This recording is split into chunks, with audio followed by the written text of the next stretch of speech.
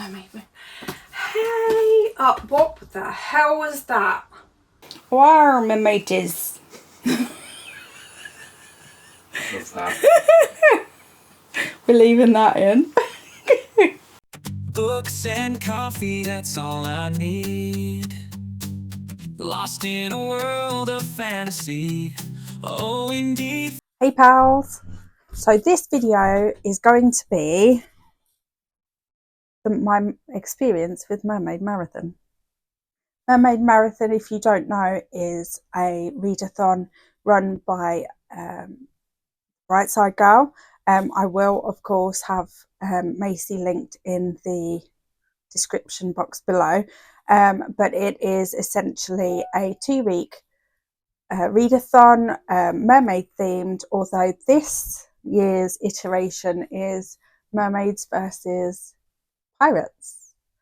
And of course, I can't decide what I want to be, whether I want to be a mermaid or a pirate. So I am both.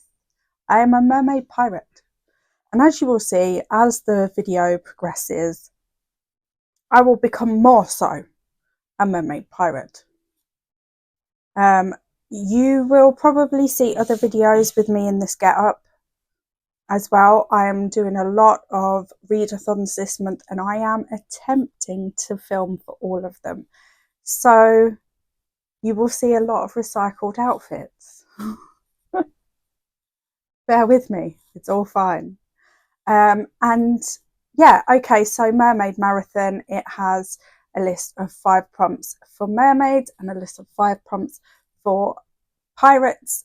We will pop them on the screen so you can have a little look.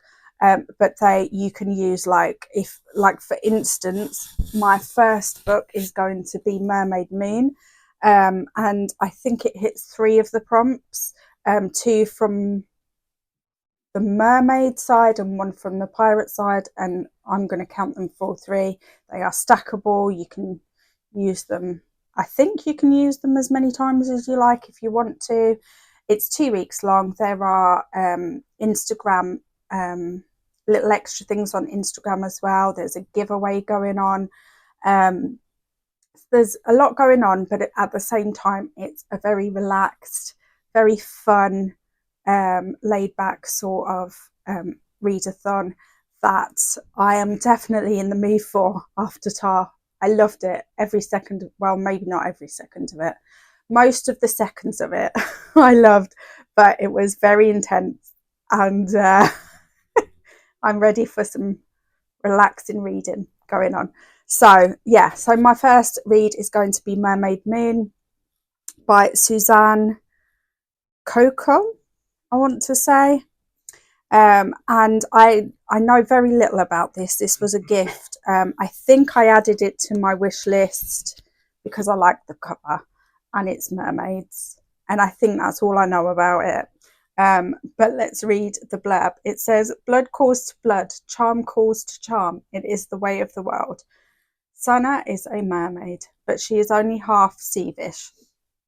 She was born to a landish mother, and the witch who delivered her cast a spell that made her people and her mother forget her birth. Sana longs to find her mother so much that she apprentices herself to the witch, learns the magic of making and unmaking, and fashions herself a pair of legs to go ashore on the 37 dark islands. There she stumbles into a wall of white roses and a community desperate for a miracle, and into a baroness who would do anything to live forever. So there's a few little things going on there, and it does seem really interesting, and the cover is pretty. We do love a pretty cover around here. Okay, so without further ado, let's jump into the video. Dusty shelves, a treasure trove untold. Hidden gems just waiting to unfold. Whispering secrets, beckoning me near. Lost in a labyrinth with no cause for fear. TBR pile, ever growing, never tall. A challenge I face, enthralling them all. Classics and debuts, side by side they stand.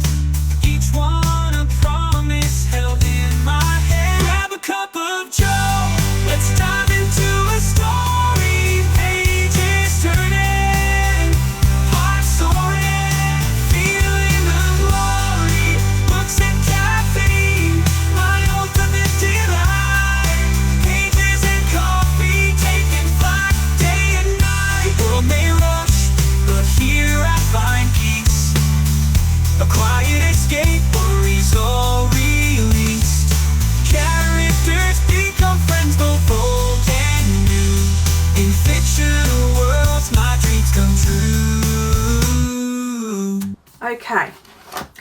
Hey pals. So, I'm sorry I didn't update you again yesterday, but that is probably a good thing because I waffle on enough as it is. Anyway, I read about 50% of Mermaid Moon last night. Things got a bit hectic around here, so I ended up finishing this off today. Save the day, save the day. Okay, take me seriously now. Okay, so I did finish this off today. So I'm not sure. I'm going to have to think about my rating because I'm a little bit love it and hate it. So for the first 50% of it, I was hooked. Hook, line and sinker. I love the lyrical writing style. I particularly loved the little poems written by the mermaids. I enjoyed how it started because it started with a landish woman rushing to the sea to give birth to a Seavis child, and the Seavis child gets whisked away, and then it fast forwards to years later.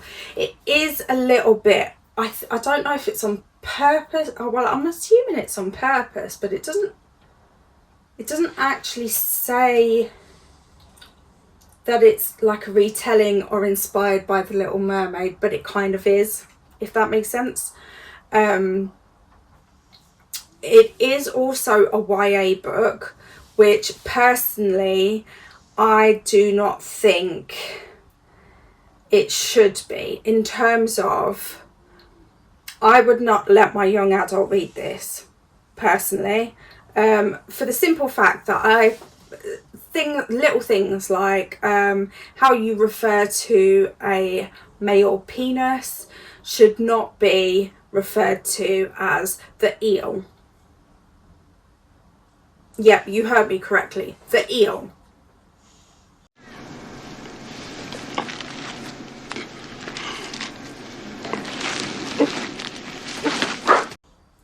It was so, the talk about sex was so subtle that I missed that they were talking about sex for quite a while.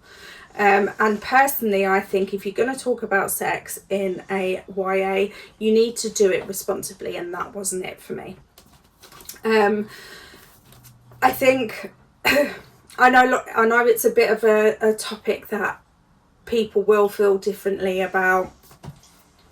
But personally, I think that we should be open and honest with young people about bodies, what they can do, etc., etc. And yeah, this wasn't it. Another thing was that these, you can see on the cover that there's these roses. I'm not sure if you'll be able to see well enough. But they go, at one point they change colour, and it's something to do with the magic, but personally I didn't think that it was made clear enough. I still am not 100% sure what the deal was with that. I didn't understand what the symbolism of the roses was. So on the one hand, where I felt like they were, the writer was dumbing down sex, for instance, and making it so subtle that you could miss it happening. On the other extreme, it was very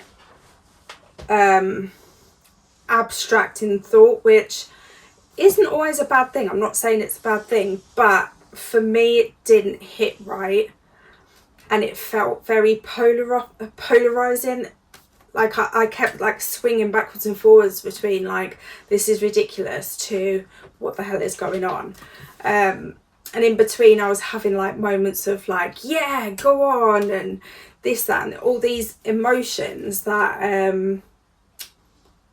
that I want to be having when I'm reading a book.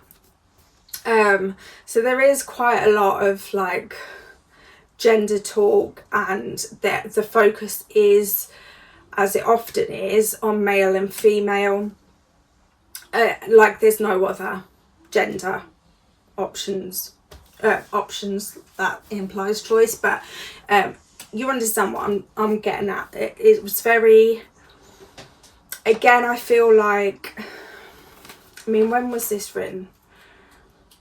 When was this published even? It doesn't indicate when it's written really, when it's published, does it? But okay, 2020. I feel like we're at a point now where we understand enough about gender topics, gender, sexuality, everything, anybody, any group of people that's marginalised in society. I just think we should be holding ourselves accountable a little bit better than this. This is a what do you call it? It's a book. The more you know. Traditionally published book. A traditionally published book, in my opinion, should have even less leeway in terms of these things, because you get sensitivity checks, you get editors, different types of editors looking at your work, and I just think we can do better than this, personally. Okay, so I did have other thoughts that are maybe a little bit more light-hearted than that little discussion. I've already covered the roses. I love the poetry in the mermaid quotes, already said that. The audio was actually very good as well. I really recommend the audio if you do read this, either the audio on its own or with the physical or e-book, for the simple fact that there were a lot of names and terms that you wouldn't necessarily naturally know how to pronounce. So obviously the audio is very helpful for that.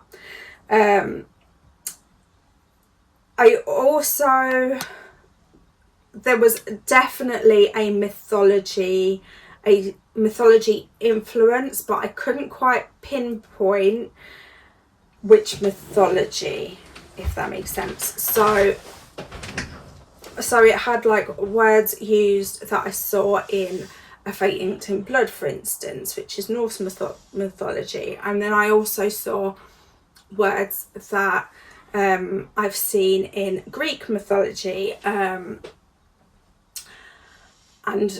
Roman, not mythology, but Roman times, and things like that. So there's a lot of different influences, I think, going on, but I couldn't quite pinpoint like the core of the mythology, which I don't know how I feel about. Like I kept being distracted by that thought, if that makes sense, and putting the book down to Google stuff, which again, if it's not taking you out of the story to do that, that's quite a nice thing, but for me it was taking me out of the story and it was distracting me, so that's obviously a downside. I've already said that it's inspired by The Little Mermaid. However, the sea witch in this is, although morally grey, is not morally grey enough for me to feel that it, like, that she's a bad witch or anything like that. Like it was more like the people around were scared of the witch, but there was no real evidence of why they were scared. So I mean, and she did some nice things, so I don't know, maybe she's just got a bad resting bitch face, I don't know.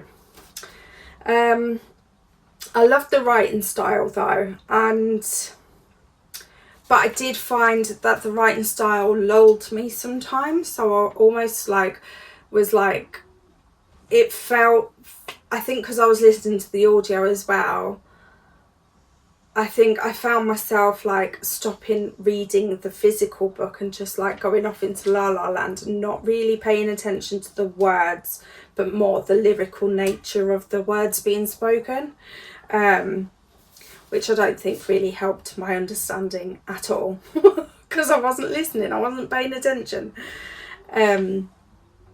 Okay, so I think I've already Okay, and there were also some very comical moments. As long as you're not sensitive with topics like around religion or magic and the crossovers. There was a lot of reference to like people asking, where is your magic from? Is it from your religion or is it from magic itself?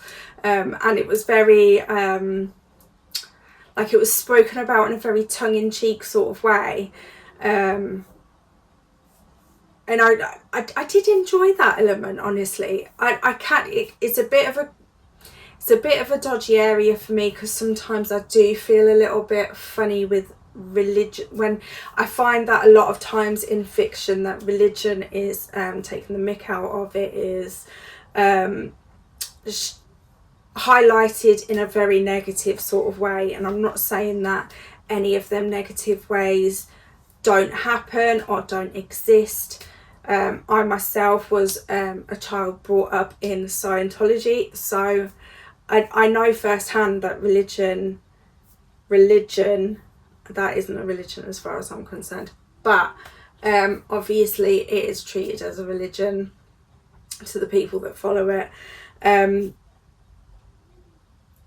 I do also, as an adult, believe in God and Jesus, so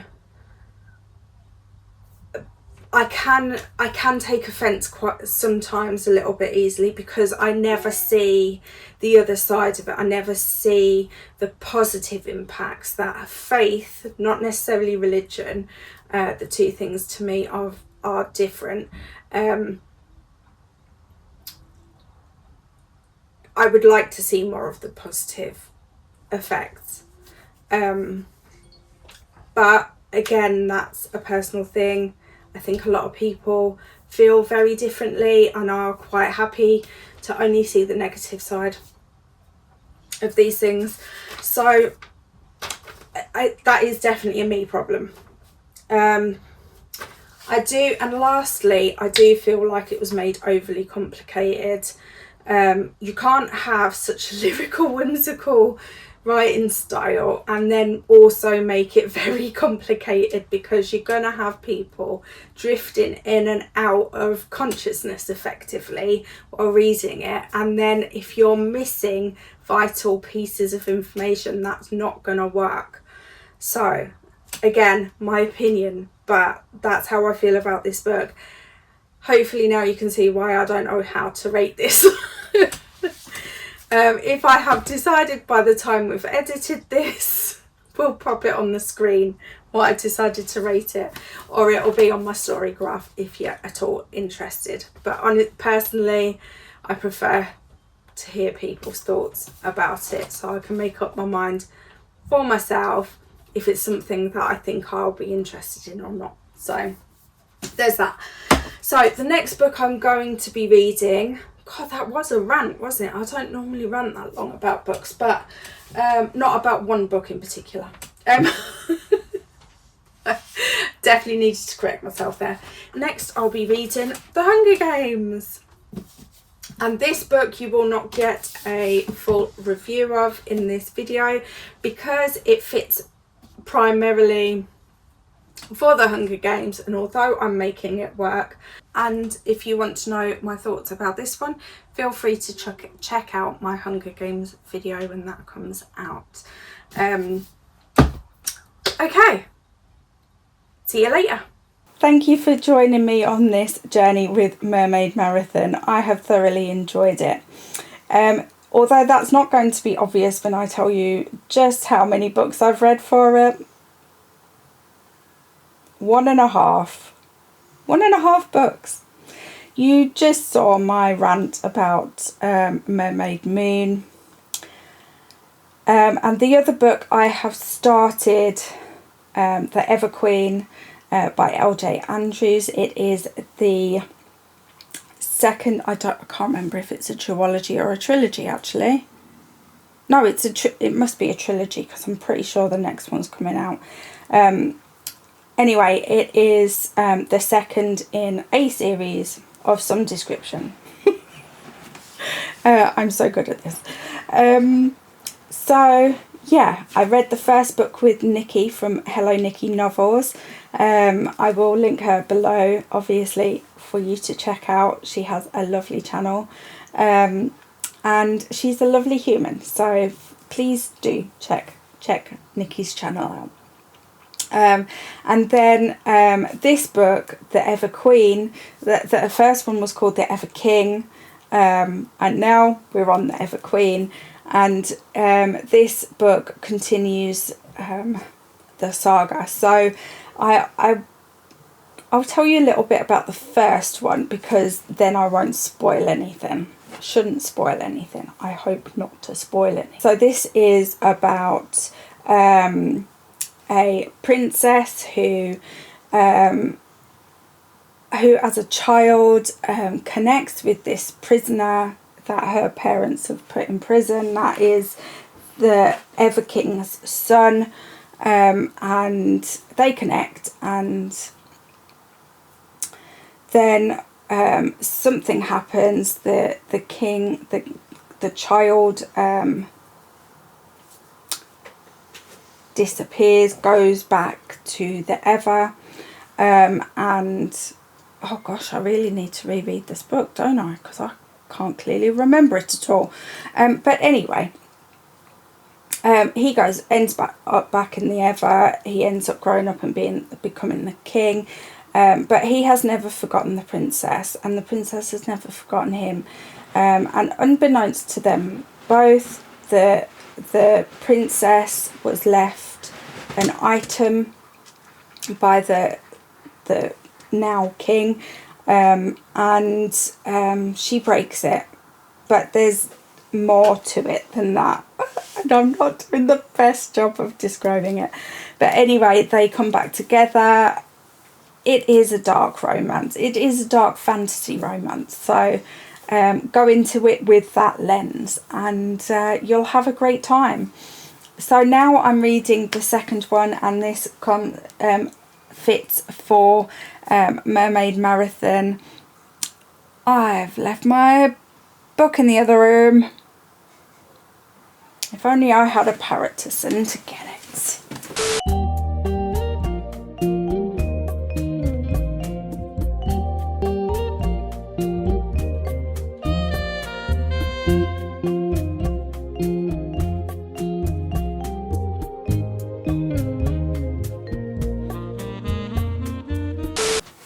It's not like pirates are actually known for being organised, right? It's not a thing.